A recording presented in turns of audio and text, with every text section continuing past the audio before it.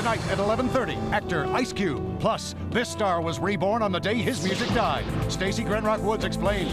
Special time tonight at 11:30. News break. I'm Jon Stewart, and these are some of the stories you'll see tonight at 11:30. A Chilean dictator accused of brutal crimes against humanity. Now he's been deemed physically unfit for trial. We'll show you 5 easy exercises for a healthier extradition. Plus, the softer, more elegant side of rapper Ice Cube. These stories and more tonight at 11:30, only on The Daily Show. I need a plural noun. Just what they'll do. Family. If you're lucky, you'll remember the little moments. My wife. What's different between you and me is you're going to hell when you die. My daughter, Meadow. Gonna find out eventually. What difference does it make? Are you in the mafia? I'm in the waste management business. My uncle adds to my general stress level. My nephew running things? Not in this life.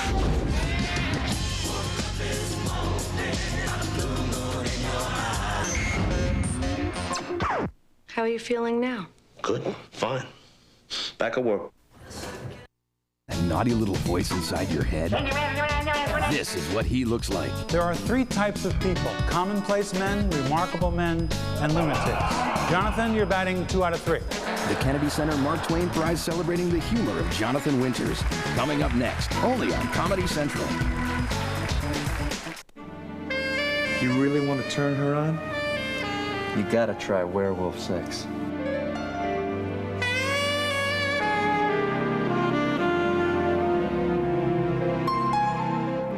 Upright Citizens Brigade, sketch comedy and beyond. New episodes Monday, January 17th at 10:30 p.m. Big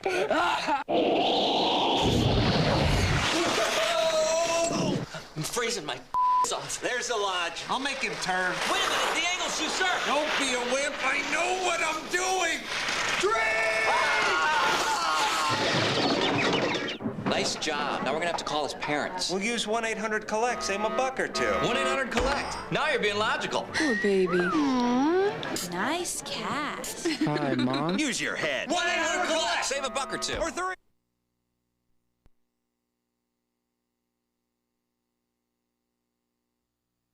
Comedy Central proudly presents the John F. Kennedy Center Mark Twain Prize. Celebrating the humor of Jonathan Winters.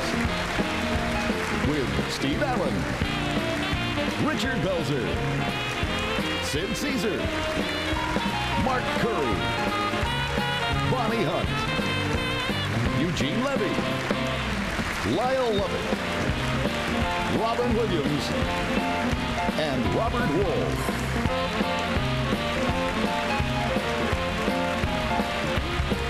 Ladies and gentlemen, please welcome Richard Belzer.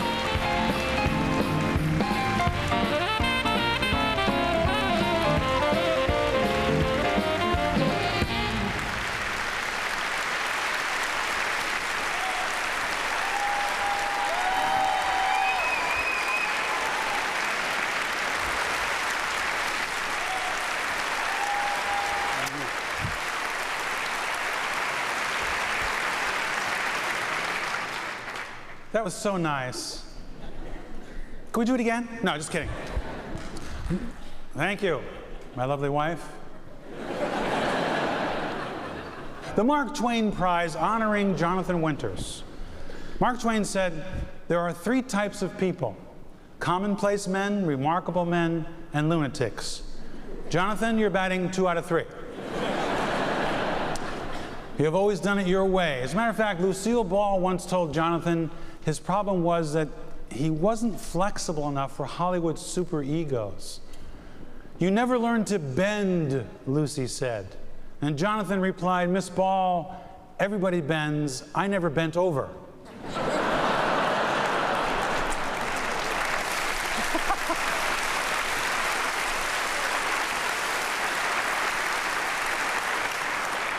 Ouch. Jonathan was part of a big change in American comedy. In those early days in Chicago, comedy was everywhere. Jonathan was working at Mr. Kelly's.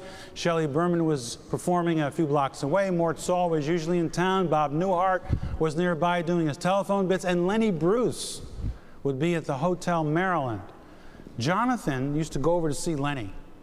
Then, halfway through some bit, Jonathan would actually have the balls to heckle Lenny Bruce.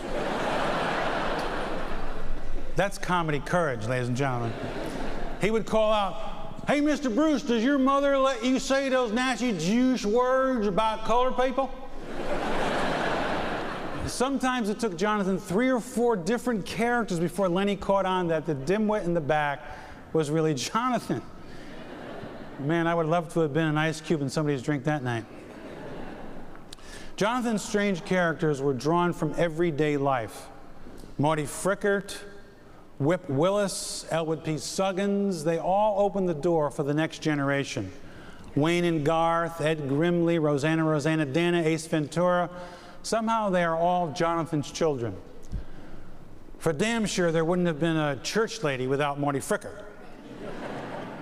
The pure genius of Jonathan Winters is he always gets the characters right, and he can do them all at once. Behold, the master. I did a thing that a lot of us probably would like to do. Maybe few of us don't. I don't know. I'll just have to ask you. Did you ever undress in front of a dog?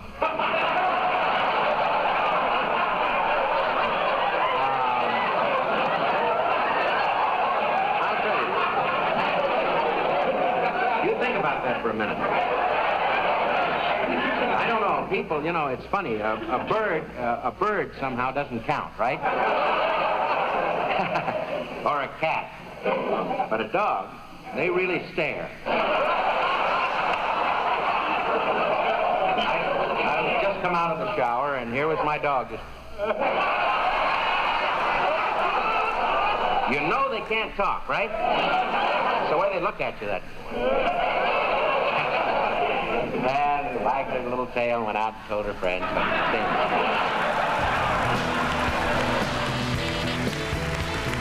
Robert Wool, Mark Curry, and Robin Williams. Still to come on the Mark Twain Prize. The Kennedy Center Mark Twain Prize, celebrating the humor of Jonathan Winters, is brought to you by Mercury, Visa, Applebee's, and E-Trade.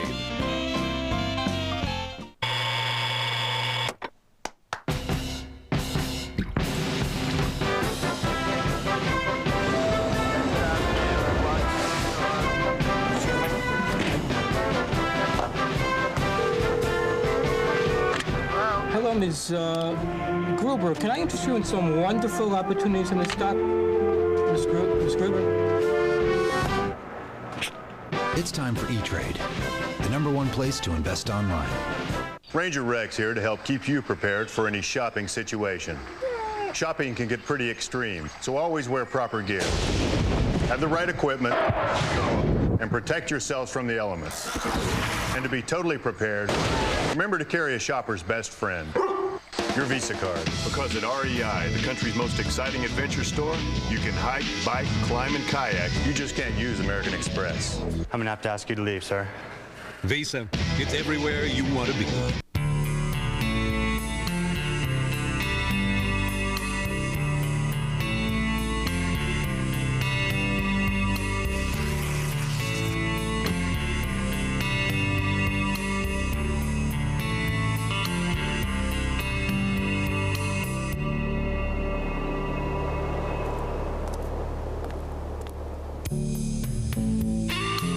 The 2000 Sable. New from Mercury. As American as a cowboy. Simple. Honest. A fitting tribute to meat and potatoes. Applebee's introduces sirloin steak skillets. Perfectly grilled sirloin sharing a skillet with homemade potatoes and finished off with your choice of 4 toppings. Like hearty mushroom sauce. So much flavor, you could barely fit it in a skillet. For a limited time only, sirloin steak skillets. As unique as the West, as American as Applebee's. Comedy Central Movies goes underground with Tales from the Crypt presents Bordello of Blood. They steal the hearts of men everywhere. Don't eat your heart out, baby. That's My job. Preying on the sinners of the world. There are people dying. But one man, armed with a super soaker, It's holy water, man. refuses to fall victim.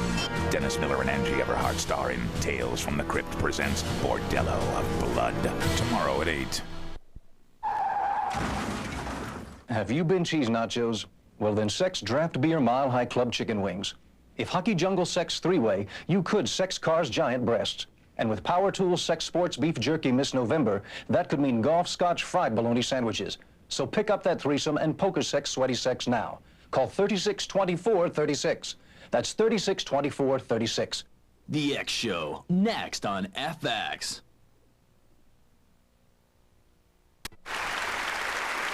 Ladies and gentlemen, please welcome Robert Wool.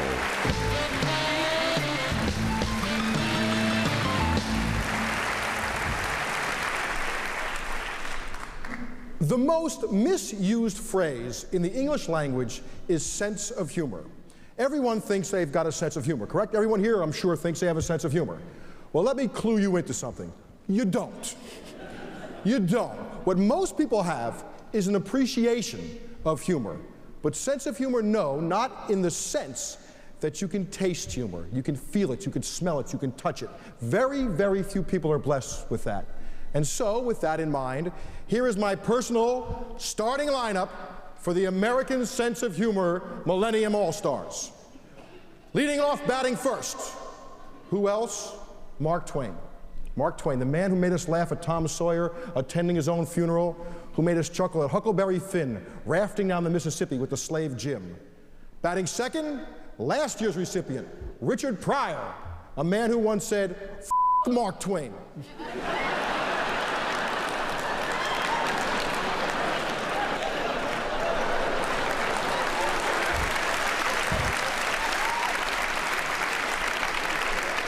Batting third, a platoon. Carol Lombard from the blonde side, Myrna Loy from the brunette. The smartest, sexiest, funniest women I ever saw, and if you don't know who they are, do yourself a favor and find out. Batting fourth, the Three Stooges. Or, as they're now known, Buchanan, Trump, and Beatty.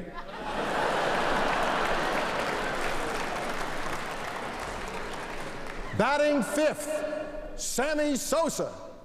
Not funny, but I got to score some runs. I mean, Twain's funny, but he can't hit. Batting sixth, Will Rogers, the most beloved humorist of the first half of the century and a man who never met Chris Matthews.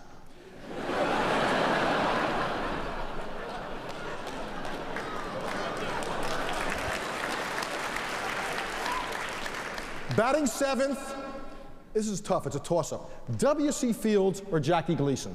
One could drink, the other could drink. Fields or Gleason, Gleason or Fields, okay, Cary Grant. Batting eighth. Now, I gotta stop here because a phenomenon has happened. Over the first 7 people I've named, I don't know if you're aware of this, but there's been no Jews. You cannot have a roster of funny without Jews. Jews know funny. It's in the Bible. You can look it up. Shecky 3:16. Jews know funny. But who do you take? Which one do you take? Woody Allen, Gracie Allen, Jack Benny, George Burns, Groucho Marx, Nat Hiken, Mike Nichols, Elaine May, Neil Simon, Larry Gelbart, Mel Brooks, Billy Wilder, George Kaufman. Yeah, pick a Jew, any Jew. So to make this easier, I'm picking them all. Batting eighth, Jews.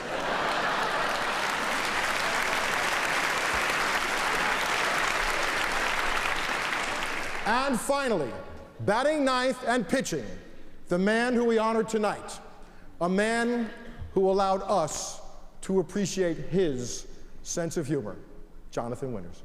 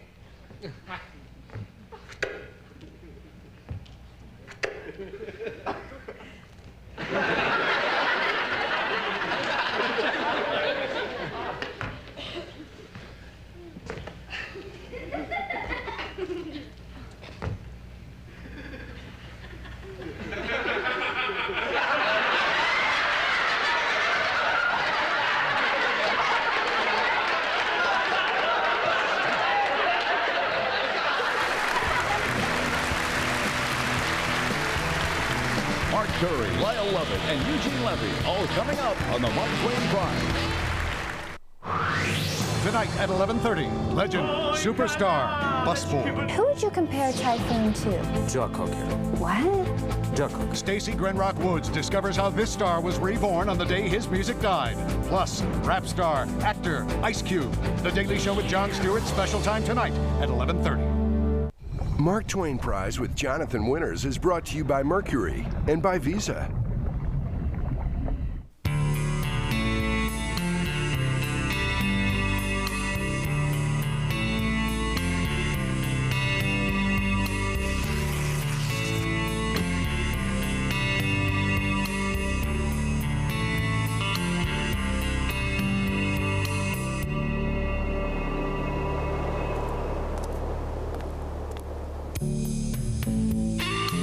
The 2000 Sable.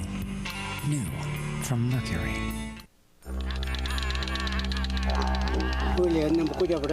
3 motorcycles passed here. 3 men, 2 women, all carrying Visa cards.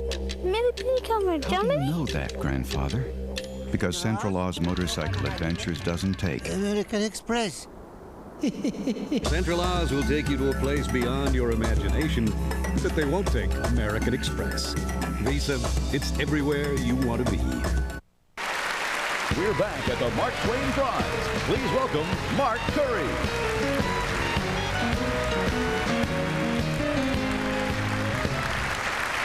Hello, how are you doing this evening?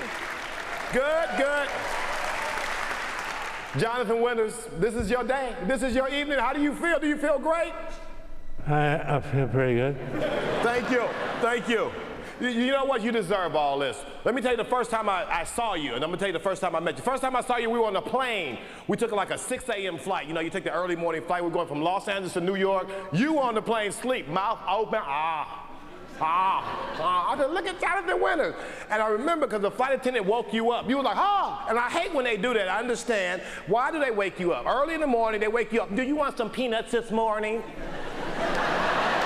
Think about it. How many people really want peanuts? How many times do you ever wake up in the morning and say, you know what, baby? This be a nice day for some dry, dusty-ass peanuts. That's what I want.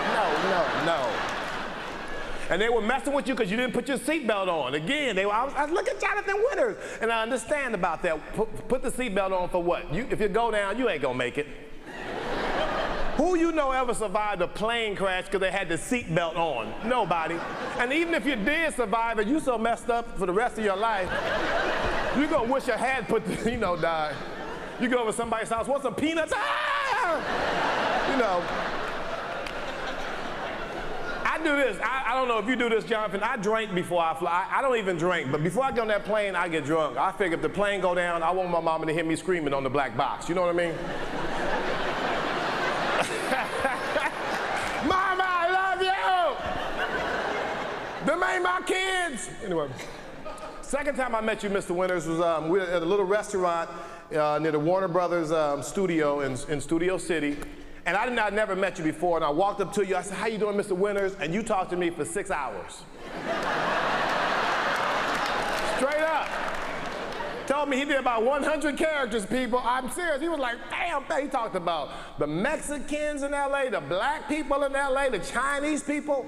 And I understand where you get all those characters from, because we talked about it backstage. Every race in LA has a little problem. Mexicans mad because we blamed El Nino on them. That's cold.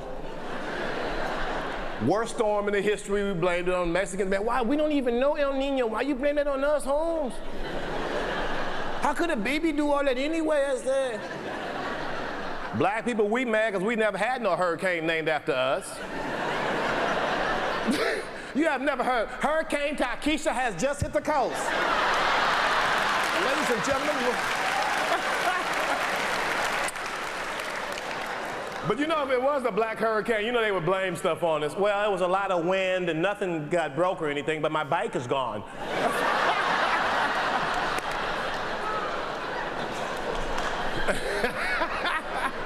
You talked about Chinese people, I remember. Chinese people in LA, they control the industry of manicure and pedicure. They own that industry. And you know they talk about you when you come in. You know they talk, come on in, big black man, come on in. I hope you're not writing check. Come on, and we should charge you extra big foot. You know. So you know what, Mr. Winters, it was a pleasure to meet you. It was always a pleasure to meet you. You were a big influence in my life for the simple fact that when I walked up to you, you didn't know who in the hell I was, and you gave me love, and you talked to me, and that made me feel good. And when they asked me to come here, I said, boom, I'm here. I'm here. And it's all because of you, bro.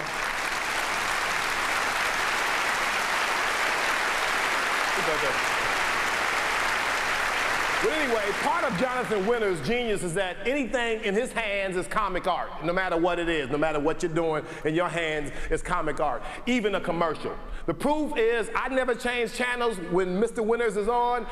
Check this just commercial out right here. I say, why are you beating a defenseless trash can? I'm mad. First I forgot the dang twist tie, and then the bottom fell out of everything. Pity. Use Hefty trash can liners, now even stronger. They've been approved by the National Sanitation Foundation. And Hefty puts a twist tie on the bag. You've done me a favor, strange person. Not at all. With Hefty, we men in garbage are always at your disposal. Elwood P. Southern's here for California fresh eggs. Almost any way you can imagine, eggs is really good. The freshest thing we got here on the farm is eggs. I think eggs 24 hours a day. I just love them almost any way you can prepare them. Listen, eat a lot of eggs. This is a real chicken. And look how disciplined it is. See? Chicken walk. California fresh eggs. They're good. Really good. Stay with us for Eugene Levy, Bonnie Hunt, Sid Caesar, plus Robin Williams. Welcome to Flat Point High, where teachers ask challenging questions and challenged students have questionable answers. What is your favorite food? Crepe Suzette. Jerry. Meatballs. It's a new season of Strangers with Candy, the After Hours After School special, premiering Monday, January 17th at 10 on Comedy Central. I think the scrapbook thing is becoming a problem. Beginning January 17th. There's a book where I keep all my used tampons. Sketch comedy Yeah, it's hot as a damn bitch. gets ripped a new one. Yeah, you dirty dog. Did you know that this mafia sperm was not government regulated? Oh my God! The Upright Citizens Brigade, sketch comedy and beyond. New episodes start Monday, January 17th at 10:30 p.m. This feels so right.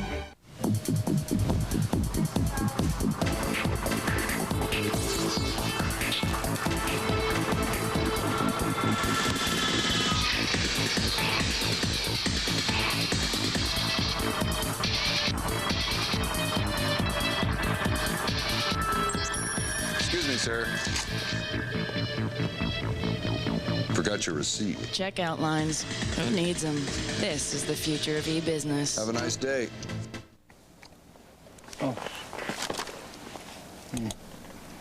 Oh. Oh, baby. Hey, Mr. Dinky's busy. Hey, Dinky, I quit.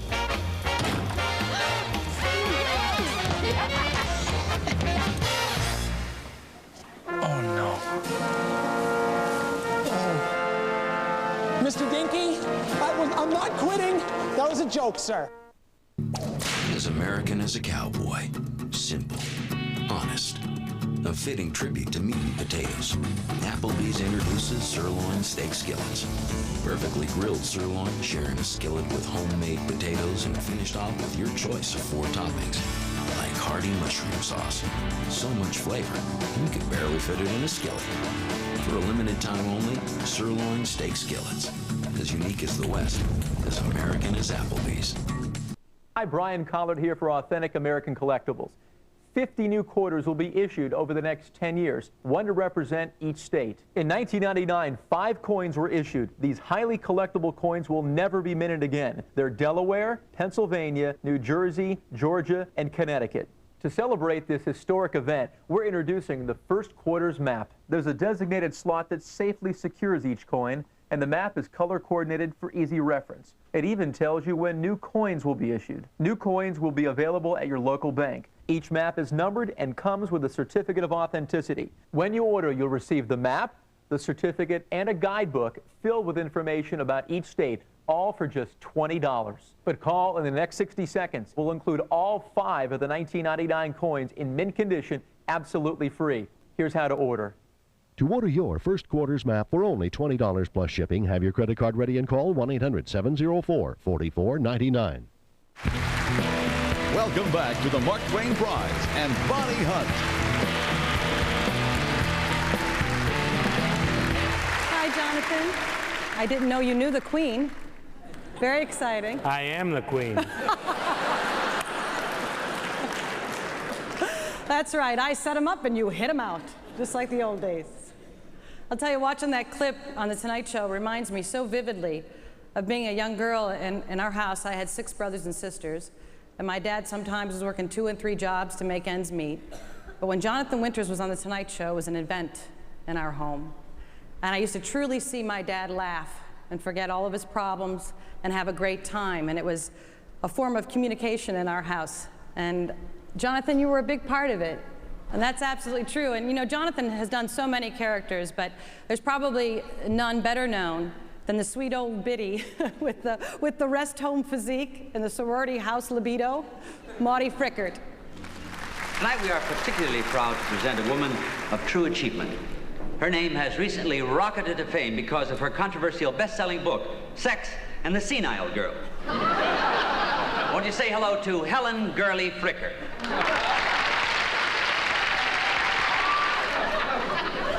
Are you married?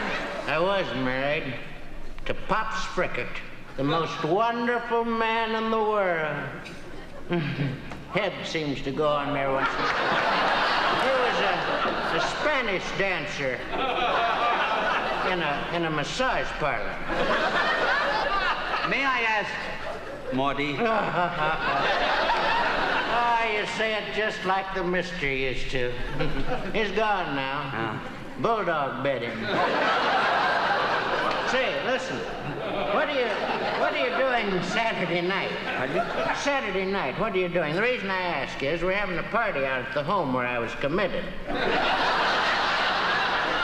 What we're gonna do is put on brown and white corrective shoes and stumble around a lot. It's an old inn.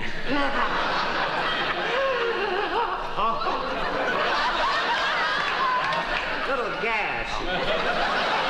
It's all over, little pocket.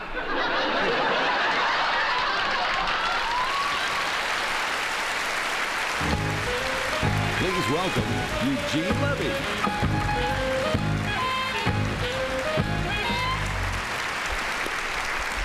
Thank you very much. Well, I have no idea really where to start tonight because no matter what I say, it just ain't going to be enough. I'm going to announce this right off the top. Jonathan Winters is a god to me, a comic icon.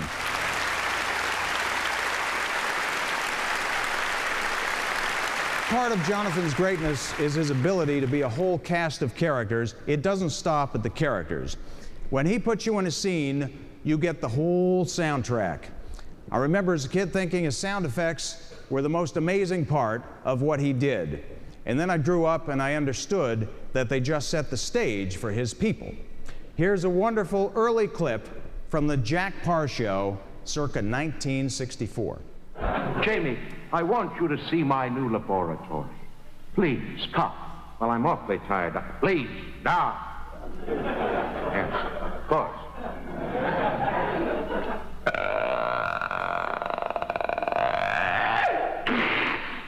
Observe the laboratory.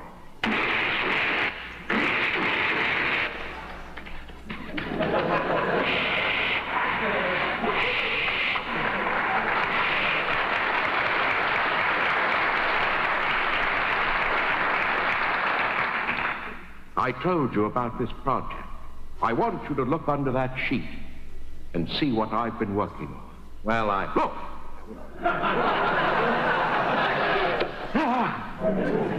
I hope I didn't see what I saw. A little man, 6 inches long.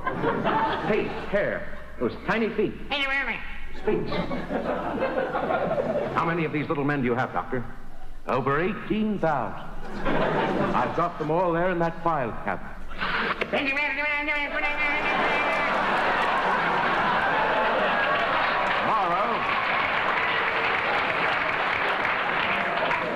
Tomorrow tomorrow at 12 minutes past the hour of 12, I shall release them to the world.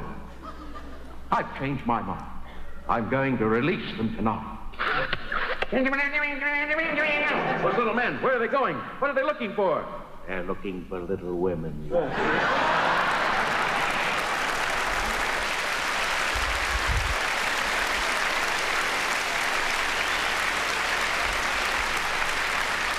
Please welcome Mr. Steve Allen.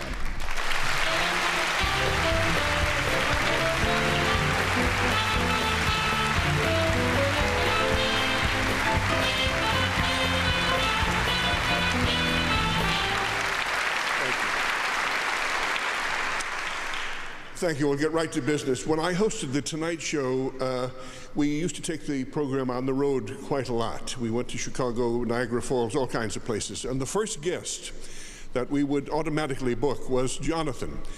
And it wasn't just because we knew that we could count on him for 10 or 15 funny minutes. It was really purely selfish, because Jonathan would entertain us. Good luck to the audience, but we were interested in laughing it up ourselves. And we looked upon him as our toy. And I mean that in kind of a poetic sense. We got such a kick out of him that to make ourselves have fun, we would book him and he would take care of us, morning, noon, and night. Anyway, right now I'd like to ask another compulsive and original funny man to join me on stage here. He is also a longtime friend of Jonathan's and of all of us.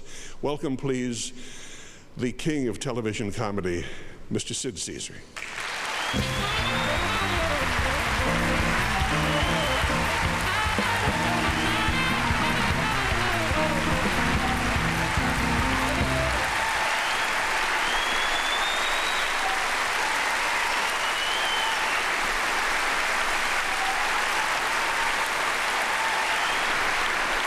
Sid,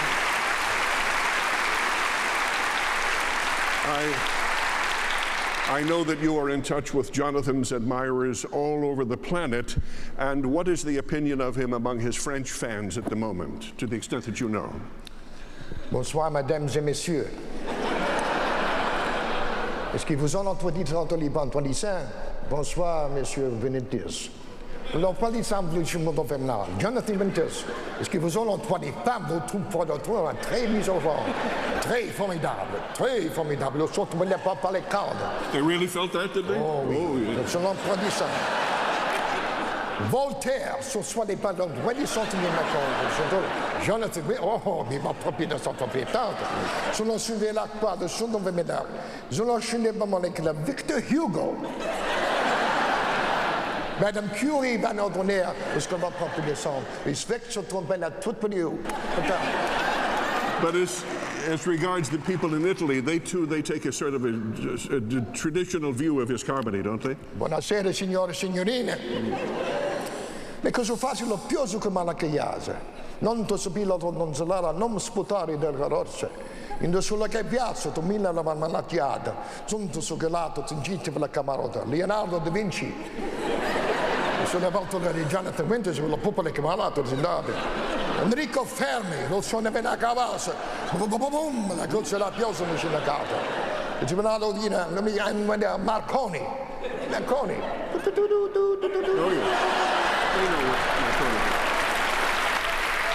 Johnny, you're the best. Thank you, sir.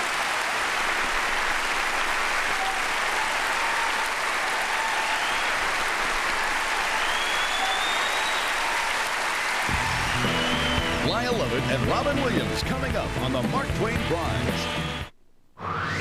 Tonight at 11:30, actor Ice Cube. Plus, this star was reborn on the day his music died. Stacey Grenrock Woods explains. Special time tonight at 11:30. Mark Twain Prize with Jonathan Winters is brought to you by E-Trade and by Applebee's. And the snow emergency is still in effect. In other news, the market rebounded today. Ooh, the market. Gene, buy one of them tech stocks. Shake it off. No, invest in pork bellies. No! Dump your money in plastics. While you're buying things, why don't you buy me some legs? It's time for E-Trade. the #1 place to invest online. I'd like my spleen back, too. I don't know where it is. As American as a cowboy. Simple. Honest. A fitting tribute to meat and potatoes. Applebee's introduces sirloin steak skillets. Perfectly grilled sirloin sharing a skillet with homemade potatoes and finished off with your choice of 4 toppings. Like hearty mushroom sauce. So much flavor, you can barely fit it in a skillet. For a limited time only, sirloin steak skillets. As unique as the West, as American as Applebee's.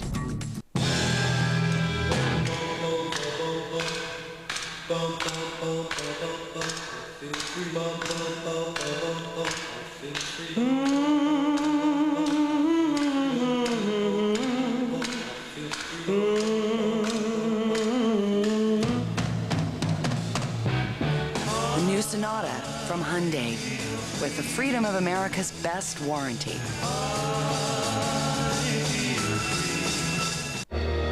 So, I had fun. So I'll call you. Yeah, okay. Well, hey. Next time I'll remember to bring enough cash for both of us. Next time, use the Visa check card instead of cash. It's fast, easy, and accepted everywhere Visa is. So you can get what you need and get on with life. The Kids in the Hall are hitting the road, and Comedy Central is helping kick off their tour with a marathon of 16 back-to-back episodes hosted by the kids themselves. That was back when we were told you can't call a show The Kids in the Hall. You know. Because one day you'll be a sad old man. The Kids in the Hall Marathon starts Sunday, January 23rd at noon, only on Comedy Central. Ladies and gentlemen, please welcome Lyle Lovell. I said I don't like hippies, I don't like cornbread, and I don't like much. I said I don't like hippies now, I don't like cornbread, and I don't like much. But that's okay.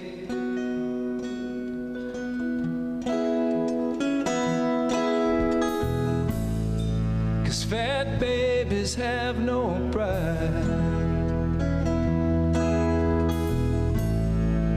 Fat babies have no pride.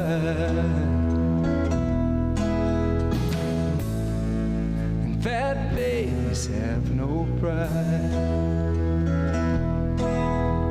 And that's okay. Who needs pride?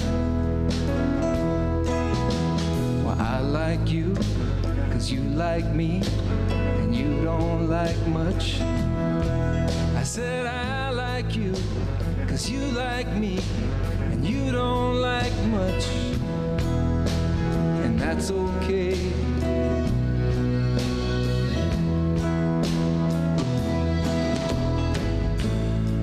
Cause fat babies have no pride, and fat babies have no pride. Fat babies have no pride, and that's okay. Who needs pride? My fat babies make me sick. My fat babies make me ill. All that fat baby drooling and that fat baby smell. Said I don't like hippies and I don't like cornbread and I don't like much. But I like you, cause you like me and you don't like much. And that's okay.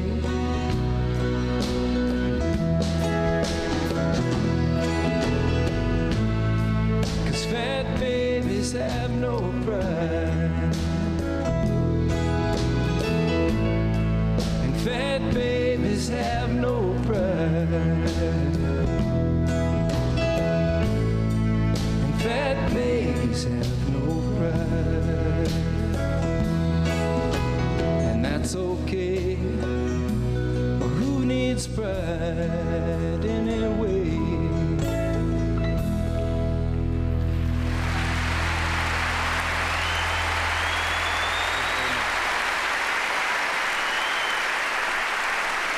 Thank you very much. If ever there were two people who swam in the same gene pool, it would be Jonathan Winters and Robin Williams. Casting Robin as the proud papa of the full-grown and obviously older Jonathan was twisted logic, but surreal television in the greatest episodes of Mork and Mindy. Here's the name, man. Here's the name. You combine Mork, Mindy, and Earth equals Mirth. Mirth. Mirth McConnell. Well, it is unusual. But then, so is he. There we go, little Daddy. No, you have to bite off the tip first.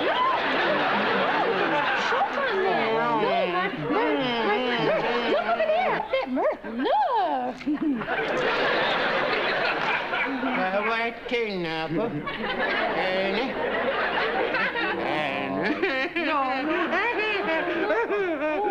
He hasn't eaten since he arrived. What do you think he eats? I don't know, man. He's got all of his teeth. Maybe a little beef jerky. Oh, no, I think he'd rather eat my comforter. No, Min.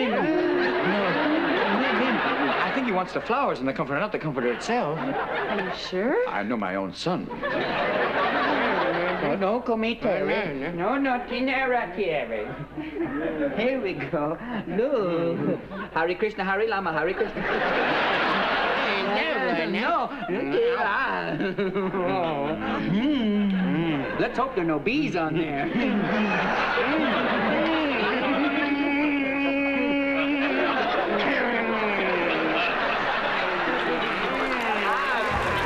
Robin Williams and Jonathan Winters reunited next.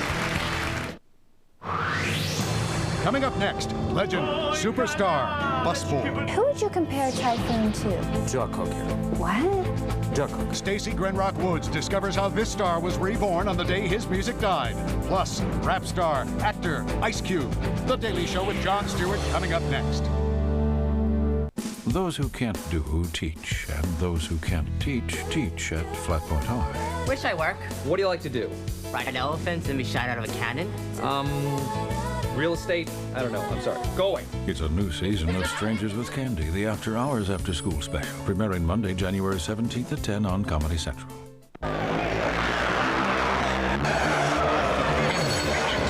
Until now, there has been a wall between you and the tools of serious trading. That wall is coming down.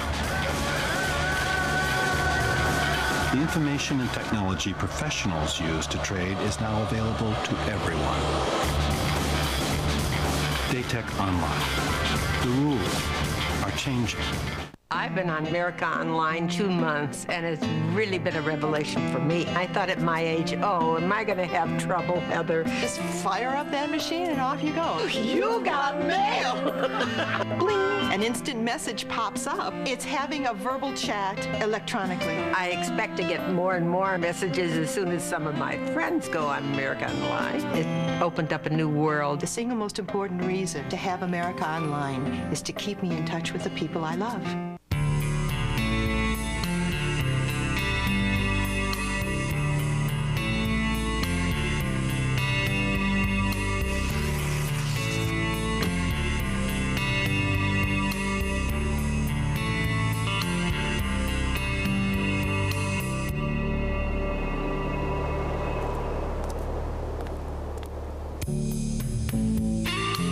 The 2000 Sable.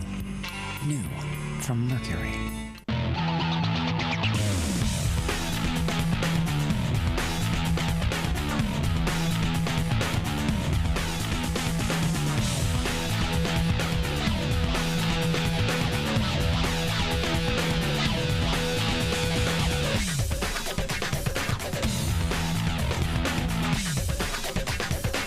Huzzah and kudos. Respect my authority!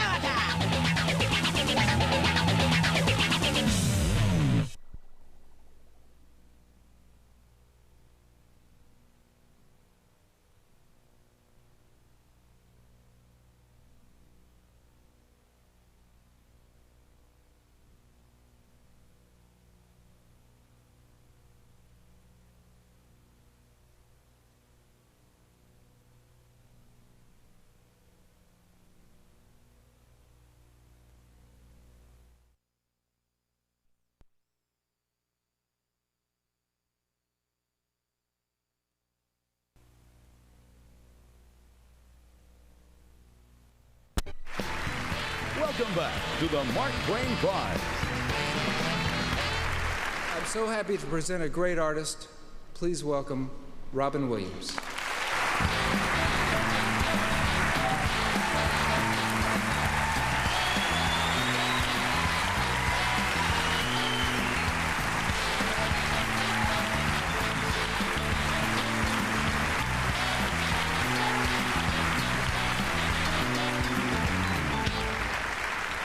Thank you. Before I bring out the cast of Riverdance and Michael Jackson, thank you, Mr. Winters. I first met Mr. Winters. I was doing a production of Camelot with Gary Coleman.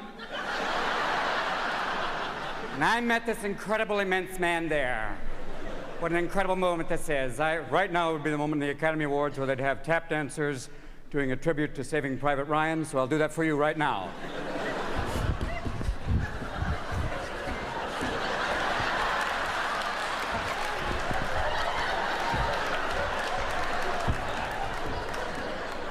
Jonathan, for you.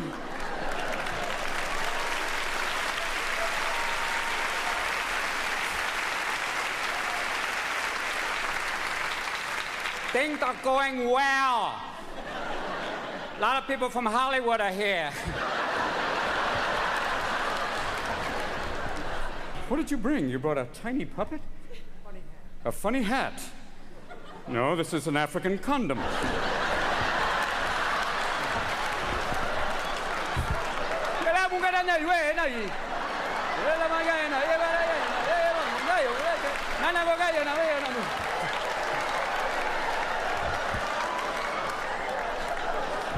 These are always the times in the nature special when you... Okay, kids, come on, let's go. This is... Did you walk in with this? You want to step over here, sir, for the cavity search? Now, I'm a fan of Jonathan's, don't you understand? No. No, kind of a Marlon Perkins thing that... Yeah, the male of the species would like to nail the female as much as Mutual of Omaha would like to nail you with high policy.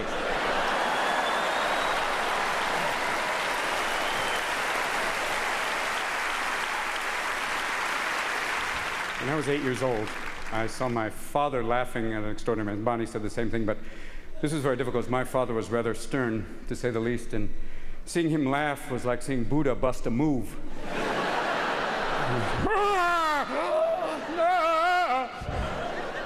And I was watching Jonathan on the old Tonight Show with Jack Parr, and I saw Jonathan playing a great white hunter who was kind of delicate, and he said, Jack Parr said, what do you hunt? He said, I mainly hunt little squirrels.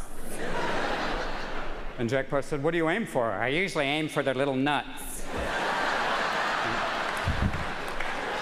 At that point, I saw my father drop and I went, I like this man. I gotta do what he does. And then I saw him do a great thing, which was a wagon master, the first time leading the wagon train. All right, everybody, come on. Everybody behind me. Come on, we're gonna head west. We're gonna head west. All right, come on. Oh, okay. Hey, easy, easy, come on. Whoa, whoa. Whoa, damn it. God damn, come on. That's good, all right. It kind of stayed with me, as you see. Jonathan did Mork and Mindy, which was a lovely thing because we used to run out of film. The guys would be just shooting. They have 3 cameras, and they'd be dropping like machine gun crews. I'm out!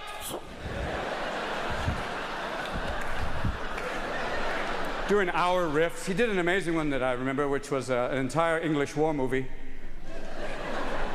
And I came up and said, oh, Daddy, I've been kicked out of Sandhurst for wearing a dress. He said, never say dress, dear boy, say gown. It's so much nicer.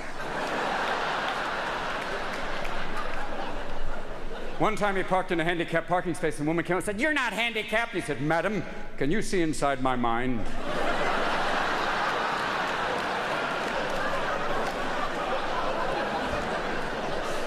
That is why I propose to you something very simple. I propose that a lot of people are running for office. I say we put John in the ring. I tell it right now. Yeah. I say we take the chance. Come on now, he's a patriot, he's done things. He's conservative. I've read Pat Buchanan's book. I enjoyed it more in the original German, but come on. I think it's okay. He's out there, he's not afraid. My God, look at the money you'll save. Not only will he be president, he'll be the entire cabinet. He isn't just every man, he literally is every man. And some, every woman, anything you want, it's all there. He could do it, I swear. The man is ready to run for office. Do you not see the potential? I know you do. Yes. He is there, he is taking the chance, and I want to bring him out right now. Put their spirit together for the man who made this evening possible. The man who is more than that. The man who I know is Uncle John. Jonathan Winters!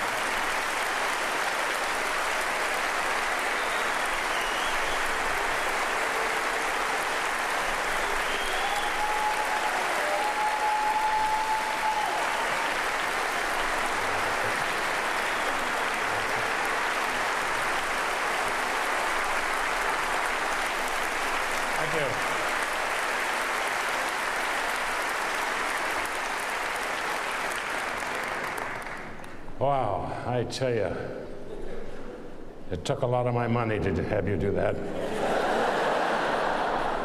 Every cent I had, but boy, it was worth it. I've played some pretty good sized pads in my career. I don't think I've ever played anything this size. And this high, the chandeliers, my wife said, could we get one? And I said I wouldn't want to press that on the people. They're there for a reason, and we live in a trailer. I've been to Washington several times, and I wouldn't want to be president. I wouldn't want to be certainly vice president. I don't want to be second anymore. I'd like to be Secretary of Treasury. At least you get to look at the money, you know.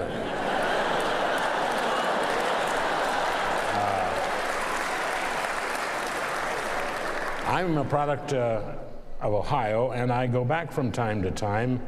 Most of my people, as they're called, are dead. And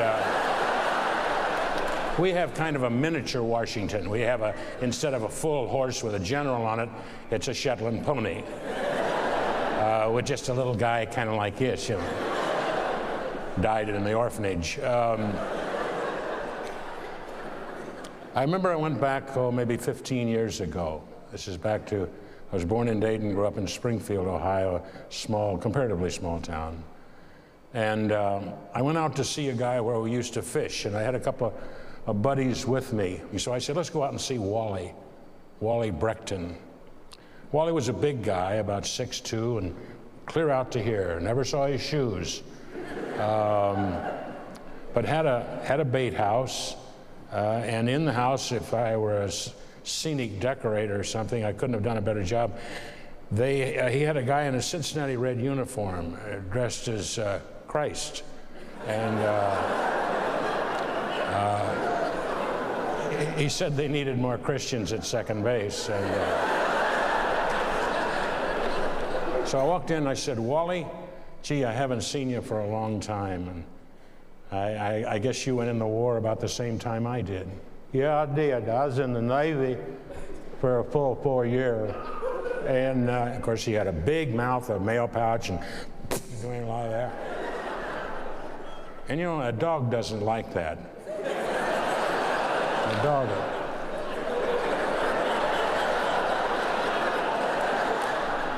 At any rate, I said, What's happening? Are you married? Oh, yeah, I'm married. Remember Jeannie Kosher? Kosher lived out there on Stillman Avenue. I married her.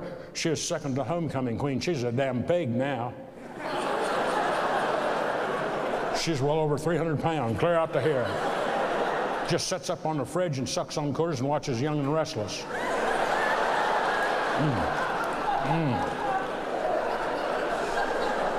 We got 6 kids between the 2 of us. We had some fun. Then it ended. See, that's something else. Did you marry a woman from around here? I married a woman from Dayton. Now, let me ask you this. What do you do? Where do you live? I live out in California. A lot of communists out there and queers. Saw one downtown. He's always been queer. Let me ask you this. Well, I haven't seen you since '43. What do you do now? And I said, why, I'm in television. And there was a beat. He looked at me and the 2 guys I was with, and he said, you know, Mary Beth's got a Zenith. I wonder if you'd take a look at it.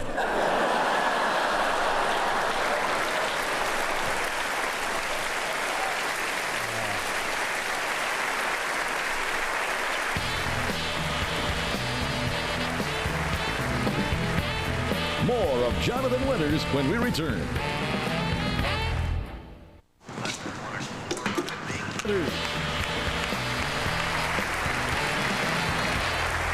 Needless to say, I want to thank all the people that suited up and came, Robin coming all the way from the West Coast, and other people coming from all over, my gosh, and all of you coming out tonight. It's been a fabulous night, truly, for all of us, and I hope for all of you, I hope to come back. I always enjoy seeing the Washington Memorial, to know that it'll finally be finished after. I wonder what Washington would think. Good God, Martha, look. Pick it up and throw it. At any rate, thank you all. Please.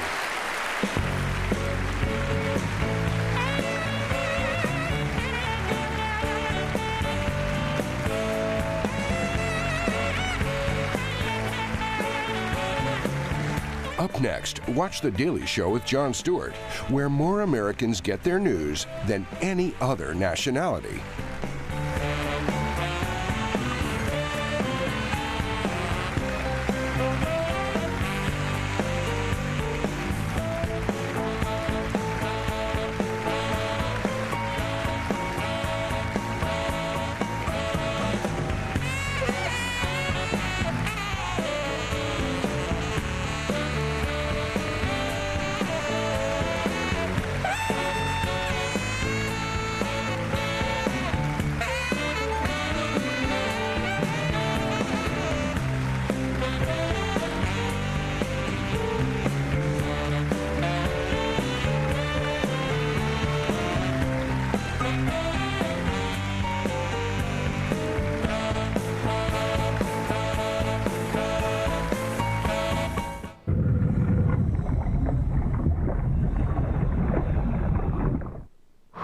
And now, an all-new episode.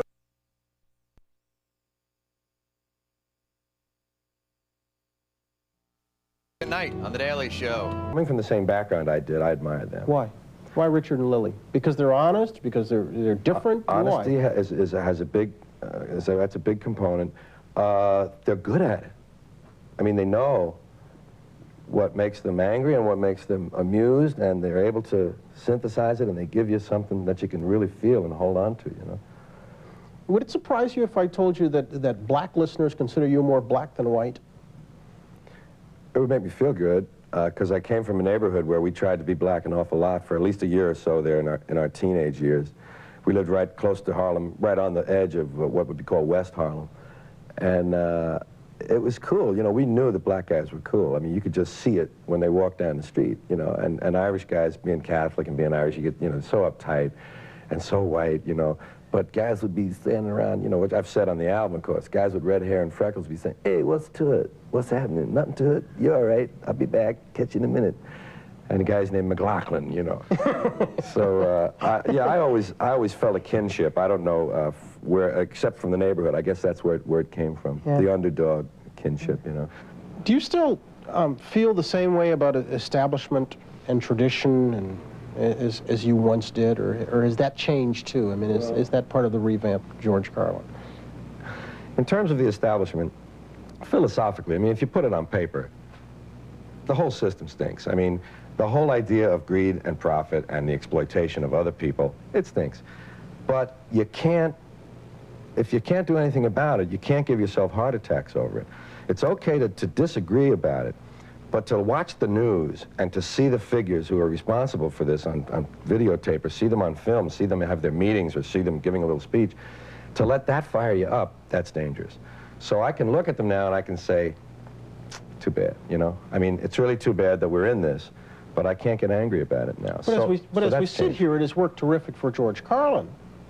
I mean, we're in a sumptuous suite, and you're going to go on over to Carnegie Hall and do something for cable. Oh, no, you mean taking an anti-establishment posture has worked for me? Yeah, I mean, I'm not saying it's hypocritical. I'm just saying it's worked terrific for you. Absolutely. But I don't have to be angry internally in order for me to make observations that are pertinent and then to put them into words. I can say things on a stage without feeling a knot in my stomach. What's on the tube today must provide plenty of food for comedy. Well, I don't watch the way we handle news nowadays. Oh, yeah, but gosh, is there going to be any room for entertainment? I mean, soon the news will start at noon, and I don't know, but there's no news in it. You watch for a whole hour, and it's, you know, how to make a fig, or how to buy a thing you need, and then you get back. I know, yes, 7 people were killed, but let's not worry about that. Now we're going to show you how to buy vegetables, you know. It's just a strange newscast now. George Carlin in 1982. When we return in a moment, a look back at a defining moment in Carlin's career, the 7 dirty words. And a remarkable, revealing interview with NBC's Bob Costas, all when time.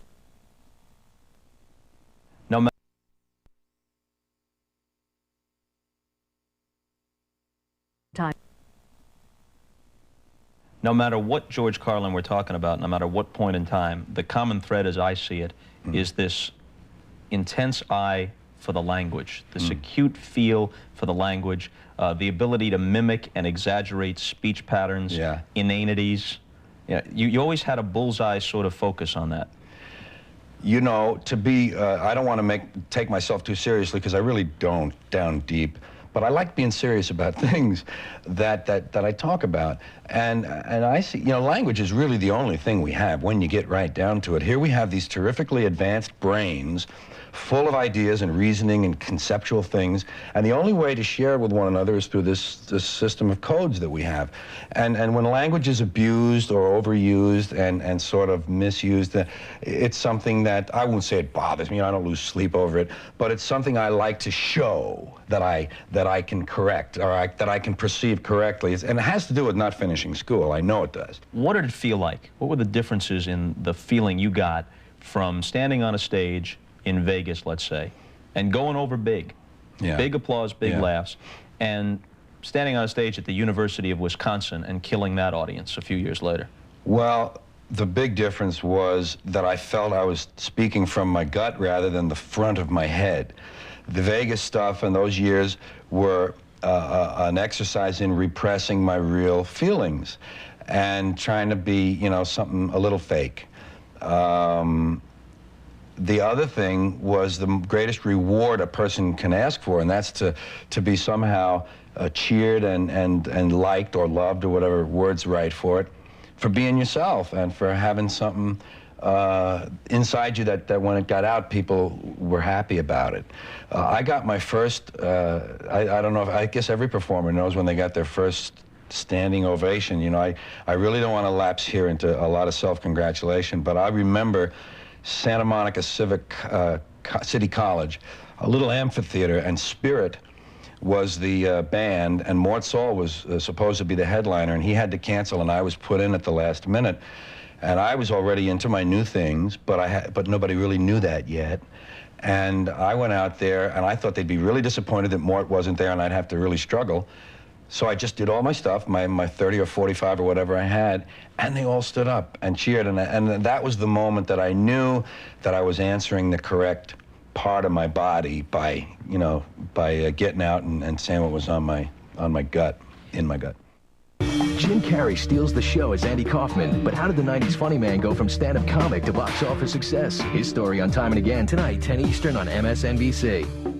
Witness the power of the tarot. Well, he's older, old enough to be... Welcome back to Time and Again as we spend some time with comedian George Carlin over the years by way of the NBC News archives. We identify comedians by their classic routines. Laurel and Hardy trying to move that piano. Abbott and Costello asking, who's on first? Steve Martin is the wild and crazy guy. George Carlin is no exception. Many of his routines are familiar to generations of fans. His most notorious by far, the 7 words you can never use on television, better known as the 7 dirty words. It got him arrested more than once in the early 70s, and a broadcast of the routine triggered a landmark obscenity case that went all the way to the Supreme Court.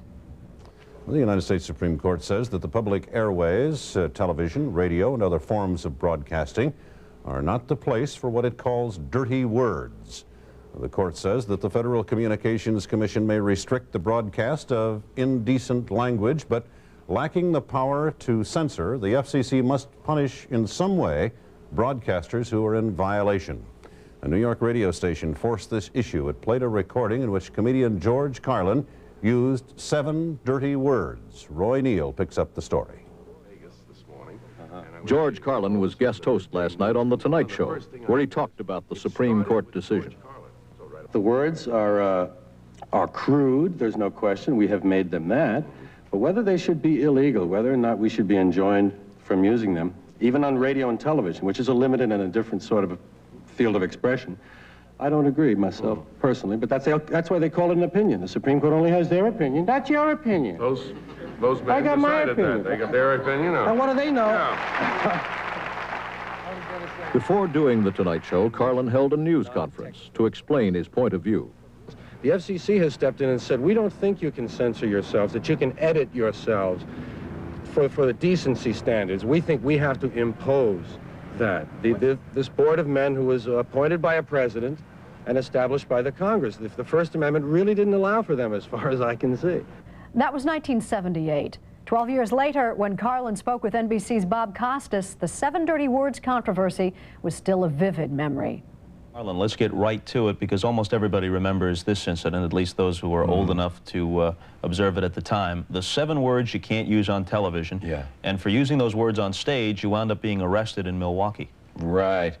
Actually, the whole tone of my act was probably, as well as that specific bit. What happened in Milwaukee was that we were doing a concert in an outdoor setting that included more than just that concert. It was a summer fest. And there were maybe, 30,000 or 40,000 people doing other things. And as they would come by with their prams and their children in strollers, the sound from our concert bled over into the other public areas. And so the policeman took action because he thought that language was infecting those other people. It was a disorderly conduct charge eventually, and it was thrown out. Wasn't there a challenge, though, by the FCC? Because at least some radio stations played the cut off the album, and the FCC objected, and then what happened? WBAI in New York played the second version of the 7 words. 7 words was on the Class Clown album. The next album was called Occupation Fool, and it had a thing called Filthy Words, which was a sequel. And they played it on a program in the afternoon whereby they announced beforehand, this might be objectionable to some people. They played it in the context of what it was, and that was, it was a monologue about language restrictions and how hypocritical it is. And so it was perfectly in context with, you know, the Miller test of obscenity. It had redeeming artistic value. And the FCC, some parent heard it. What he was doing with his child in the car during school hours, I don't know, but his child was in the car. The child was 14. He was a professional moralist. He was a member of some organization, which name I've forgotten. He complained to the FCC. One person in a market of 15 million, maybe, One person complained. The FCC sanctioned the station, I think, with a fine. Station, because it's a very, it's listener-supported and very liberal station, refused to pay the fine. Won the case in district court and lost when the FCC took the case to the Supreme Court. The case was lost there. I was a sort of an interested third party. It was the station against the FCC. Just give me the rules so I can play by them. Was your comedy premise? Right. That was the comedy, as you say, tongue-in-cheek, but with I think, a strong piece of logic supporting it, as you're implying, I think. You see, the thing is, it seems to me that if you can say on a television show intercourse, and you can talk about that act between a man and a woman, or between whoever happens to be around, but if you can mention that act, then the act is allowable. You can talk about the act. If you